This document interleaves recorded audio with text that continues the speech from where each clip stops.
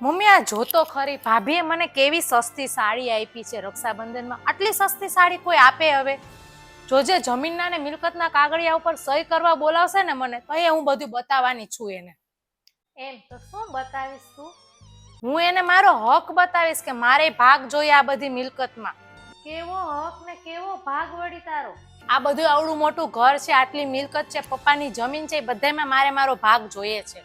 તને આટલું મોટું ઘર દેખાય છે પણ આ ઘર હું તારા બાપ દાદાએ બનાવ્યું છે?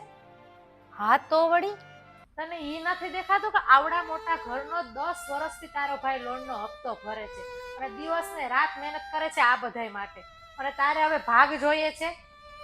ગયા વર્ષે તારા પપ્પાને હોસ્પિટલમાં દાખલ કર્યા હતા, તે 5 લાખનું બિલ આવ્યું હતું. તો તે તારા ભાઈને પૂછ્યું નહોતું કોઈ દી કે ભાઈ તારે કઈ પૈસાની જરૂર છે કે નહીં? તો તને તારો હક યાદ નહોતો આવ્યો અને અત્યારે તું તારો હક માંગવા આવી છો? દર મહિને મારે અને તારા પપ્પાને 5,000ની દવા જોઈએ છે, ઈ તો તને દેખાતું નથી. બસ તને તારો ભાગ જ દેખાય છે. જો તારે આ ઘરમાં આ મિલકતમાં તારો ભાગ અને તારો હક જોતો હોય તો પછી હું એ તારા સાસુને છે ને ફોન કરીને કહી દઉં કે તમે તમારી દીકરીને છે ને તમારી મિલકતમાંથી ભાગ આપી દેજો. તારા લગ્ન કેટલા ધામધૂમથી તારા ભાઈએ કર્યા, એમાં કેટલો ખર્ચો તારા ભાઈએ કર્યો તો ઈ તને ખબર છે? અને બસ અત્યારે આવી ગઈ ભાગ માંગવા. આપણા ભાઈ પાસે આપણો હક અને ભાગ માંગતા પહેલા છે ને 100 વાર વિચારી લેવાય. સોરી મમ્મી, મારી ભૂલ થઈ ગઈ, હવેથી હું ધ્યાન રાખીશ, આવું નહીં ક્યારે બોલું.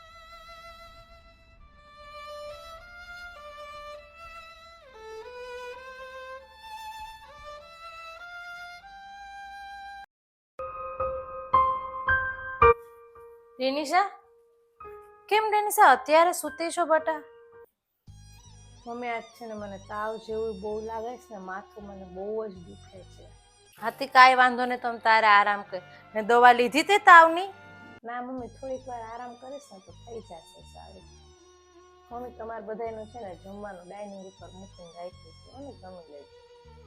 અરે તું એની ઉપાધિ કેરમાં, તમે તારે બધાય જમી લો. તે જમી લીધું કે તને હું અહીંયા આપી જાઉં ડીશ તારી? ના મમ્મી, હું છે ને થોડીક વાર પછી જમી લઈશ. આ સારું, આરામ કરીને નિરાતે આરામ કરી લેશું હો. એ કઈ ઘરની ઉપાધિ કરશે ને કામ કરી લેશું.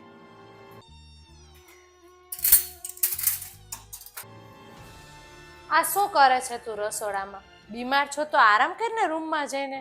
બીજાની વહુ છે ને આરામ કરવા હાટું બીમારનું નાટક કરતી હોય છે. તું એક છો કે બીમાર છો તોય તારે આરામ નથી કરવાનો, એ કામ કરવું છે. તો મમ્મી અત્યારે થોડુંક સારું હતું ને તો મેં કીધું થોડુંક કામ પતાવી દઉં. હા ભલે સારું લાગતું હોય તો એ રૂમમાં જઈને આરામ કરે. જ્યાં હાવ સારું ના થાય ને ત્યાં સુધી રસોડામાં આવતી ને રૂમની બહાર પગ ના મૂકતી. આરામ કર થોડીક વાર. હા સારું મમ્મી.